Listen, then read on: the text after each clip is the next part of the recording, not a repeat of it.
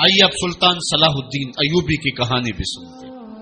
یہ اسلام کا مجاہد اعظم، یہ حلال اور صلیب کی جنگوں کا ہیرو، اور جس پہ امت اسلامیہ کو آج بھی ناز ہے، اور آج صدیاں گزرنے کے بعد یہ سینوں میں دل کی طرح دھڑکتا ہے۔ سلطان ایوبی کا نام آج بھی دلوں پہ نقش ہے، اور اس کا نام سن کے مردہ جانوں کے اندر بھی زندگی کی حرارت پیدا ہو جاتی ہے۔ اس کے زمانے میں ریجینالڈ بدبخت ایک انگلستان کے شہزادے نے حاجیوں کے قافلے کو روک لیا اور ان کا سامان لوٹ لیا۔ انہوں نے کہا ہم حج پہ جا رہے ہیں، تو نے ہمارا سامان لوٹ لیا، ہمیں جانے دے۔ تو اس نے دریدہ دہنی کرتے ہوئے کہا بلاؤ اپنے نبی محمد کو جو تمہاری جان چھڑائے۔ بس سلطان صلاح الدین ایوبی تک یہ بات پہنچی تو میں نے تاریخ میں پڑھا کہ وہ دانت پیستا تھا، اس کی آنکھوں میں خون اتر آیا، اور اس میں کھڑے کھڑے قسم کھائی کہ جب تک اس ظالم کو کیفر کردار تک نہیں پہنچاؤں گا چین کی نیند نہیں سوؤں گا۔ پھر پونے 2 سال کا عرصہ آپ سلطان صلاح الدین ایوبی کی زندگی دیکھے، جنگی مہموں کو ترتیب دیتا رہا، دن رات اس نے ایک کر دی، نیند قریب نہ آنے دی۔ جب نیند بہت زیادہ تنگ کر دی تو پھر وہ خیمے کی چوب کے ساتھ ٹیک لگا کے کھڑے ہو کر کے اپنی آنکھوں کی آگ بجھا لیتا، اور پونے 2 سال کا عرصہ اس نے چارپائی پہ لیٹ کے نہیں دیکھا۔ پھر وہ لمحے آئے کہ اللہ نے اس کی مراد پوری کی۔ انگلستان کے شہزادے لائن میں کھڑے تھے، اس نے شاہ گاما کو اپنی کرسی دی اور ساتھ کہا ہم جس کو کرسی دیتے اسے امان دیتے۔ پھر اس نے اس کے جو نائٹس تھے ان کو آب خورے دیے، ان میں پانی دیا، کہا جس کو ہم پانی دیتے ہیں اس کو امان دیتے ہیں۔ پھر جب ریجینالڈ کی باری آئی تو بادشاہ کی رگیں پھول گئی غصے سے، اس نے تلوار نیام سے باہر نکالی اور اس کی چھاتی پہ چڑھ کے اس کی گردن پہ تلوار رکھ کے اس کے ٹکڑے کرتے ہوئے کہا او کتے، تم نے کہا تھا بلاؤ اپنے نبی محمد کو، محمد عربی نے اپنا نوکر بھیج دیا ہے۔ اور اس طرح اس ریجینالڈ کتے کے 2 ٹکڑے کر کے رکھ دیے۔ یہ ہماری تاریخ ہے، یہ روشن تاریخ ہے۔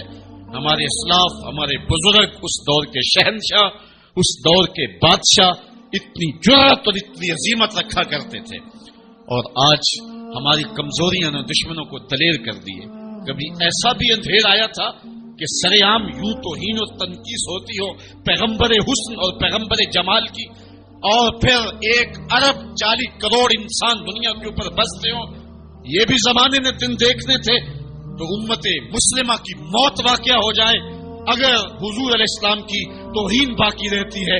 اس لیے امت کو پوری قوت کے ساتھ کھڑا ہونا ہے اور اپنے نبی علیہ السلام کی توہین کا بدلہ لینا ہے، اور یہ ممکن نہیں ہے جب تک جو ہے وہ ہم پوری دنیا کے اوپر غالب نہ ہوں۔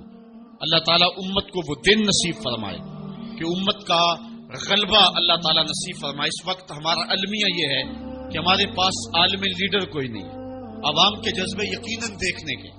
سیریا کے بچوں کو میں نے دیکھا کہ وہ چھوٹے چھوٹے بچے، انہوں نے ہاتھوں میں کتبہ پکڑا ہوا ہے، اور میں اس منظر کو دیکھ کر کے کتنی دیر تک سکتے میں رہا۔ اس کے اوپر لکھا ہوا تھا اقتلونا ولا تسبوا لنبینا، ہمارے ٹکڑے کر دو لیکن ہمارے نبی کو گالی نہ دو۔ ان بچوں کے درد کی کہانی کلیجے چیر رہی تھی۔ یہ محبتوں کا عالم، وہ اقبال نے کہا تھا چمن میں رخت گل شبنم سے تر ہے، چمن میں رخت گل شبنم سے تر ہے، سمن ہے سبزہ ہے باد سحر ہے، مگر ہنگامہ ہو سکتا نہیں گرم، یہاں کا لالا بے سوزے جگر ہے۔ اس وقت امت بے امام ہے، امت کے پاس جو ہے وہ کوئی ایسا شخص نہیں ہے جو امت کی رہنمائی کرے۔ ملک بھی خالی ہے اور عالمی لیول پہ بھی ہم کسی امام سے محروم ہیں۔ اللہ نے وہ دن نصیب کرنے ہیں، ہم صفے سیدھی کریں، بس ہمارا کام اتنا ہے۔ صفے سیدھی کریں گے تو امام بھی اللہ بھیج ہی دے گا، اور وہ وقت آئے گا کہ اس کے جھنڈے نیچے ہم کھڑے ہوں گے۔ اور ہم نے تاریخ میں پڑھا ہے، کتب صحاح میں موجود ہے، بخاری اور باقی کتابیں اٹھائیں، ہمیں اس وقت کی بشارت دی گئی ہے کہ جب اساکر اسلام ترتیب پائیں گے اور پھر امام بھی آ جائے گا، اور پھر امت مسلمہ وہ بانک پن پائے گی کہ صحیح حدیث میں آتا ہے کہ اگر کوئی یہودی کسی پتھر کے پیچھے یا درخت کے پیچھے چھپ کر کے پناہ مانگنا چاہے گا تو وہ پتھر مسلمانوں مجاہدوں کو بول کر کے کہے گا ادھر آ، یہ ظالم میرے پیچھے چھپا ہوا ہے۔